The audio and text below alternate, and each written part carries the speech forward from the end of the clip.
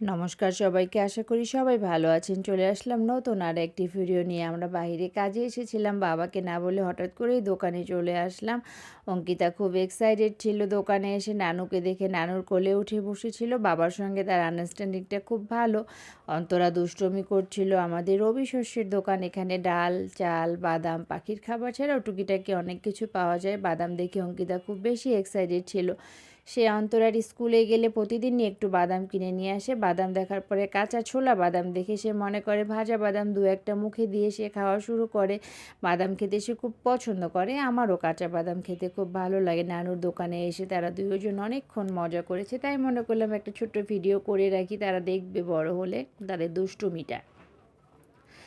আবারও সে ঘোরাঘুরি করে বারবারই সে বাদামের কাছে চলে যাচ্ছিল। অন্তরা অনেকটা দুষ্টামি করলো, নানু আমি যাওয়ার সময় বেশি করে বাদাম নিয়ে যাব।